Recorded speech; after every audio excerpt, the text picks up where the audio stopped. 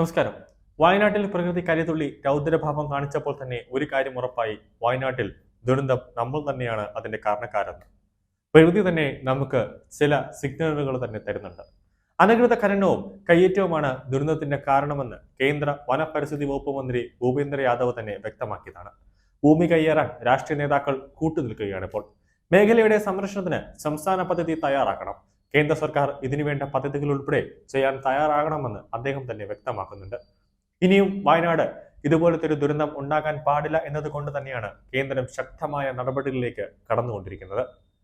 വയനാട് സംഭവത്തിന്റെ പശ്ചാത്തലത്തിൽ നിലവിൽ മുല്ലപ്പെരിയാർ ഡാം പുതിയ ഒരു ഡാം വേണമെന്ന ആവശ്യമാണ് നിലവിൽ ഉയർന്നുകൊണ്ടിരിക്കുന്നത്.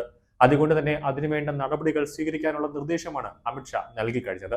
വയനാട്ടിൽ പുതിയ ഡാമിന്റെ സാധ്യത പഠിക്കുന്നതിന് വേണ്ടി ഒരു സമിതി തന്നെ രൂപീകരിച്ചിട്ടുണ്ട്. വയനാടിന്റെ പാഠം ഉൾക്കൊണ്ട് മുല്ലപ്പെരിയാർ പുതിയ ഡാം നിർമ്മിക്കണമെന്ന ആവശ്യവുമായി വിവിധ രാഷ്ട്രീയ നേതാക്കൾ രംഗത്തെത്തുന്നുണ്ട്.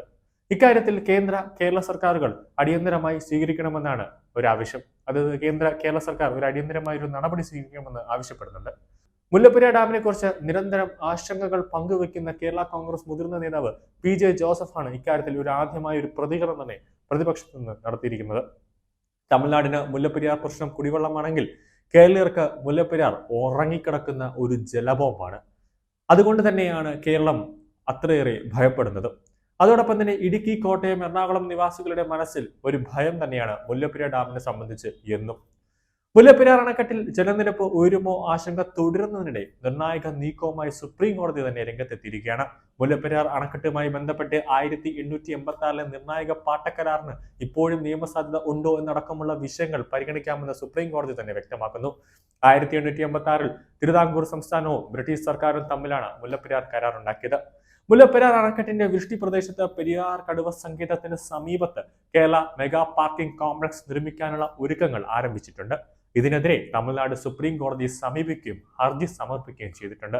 ഈ ഹർജി പരിഗണിക്കുന്നതിനിടെയാണ് കേരളത്തിന് പ്രതീക്ഷ നൽകി 1886 നിർണായക പാട്ടക്കരാറിന് ഇപ്പോഴും നിയമസാധ്യത ഉണ്ടോ എന്നടക്കമുള്ള വിഷയങ്ങൾ പരിഗണിക്കാമെന്ന് സുപ്രീം കോടതി തന്നെ വ്യക്തമാക്കുന്നത്. പുതിയ സാഹചര്യത്തിൽ കരാറിന് നിലനിൽപ്പുണ്ടോ എന്നടക്കമുള്ള സ്വാതന്ത്ര്യാന്തര അണക്കെട്ടിന്റെ ഉടമസ്ഥാവകാശം തമിഴ്നാടിനാണോ അതോ കേന്ദ്ര സർക്കാരിനാണോ എന്നാണ് സുപ്രീം കോടതി പരിശോധിക്കുക. എന്നാൽ ഈ കരാറിന് നിയമസാധ്യത ഉണ്ടെന്ന് 2014 അഞ്ചംഗ ഭരണഘടനാ ബെഞ്ച് ഉത്തരവിടുകയുണ്ടായി.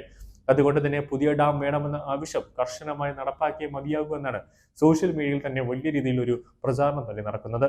അതുകൊണ്ട് തന്നെയാണ് അമിത്ഷാ നേരിട്ട് തന്നെ ഇടപെടുന്നതും സ്റ്റാലിനുമായി ഒരു ചർച്ച നടത്താൻ പിണറായിയെ കർശനമായ ഒരു നിർദ്ദേശം നൽകിയത്. എന്തായാലും മുല്ലപ്പെരിയാർ ഡാമുമായി ബന്ധപ്പെട്ട് ഇതിനൊരു കേന്ദ്ര സഹമന്ത്രി, അതായത് സുരേഷ് ഗോപിയോ അല്ലെങ്കിൽ ജോർജ് കുര്യനോ ഇതിനൊരു മേൽനോട്ടത്തിനായി തന്നെ കേന്ദ്രം അയക്കും എന്ന കാര്യത്തിൽ ഉറപ്പാണ്.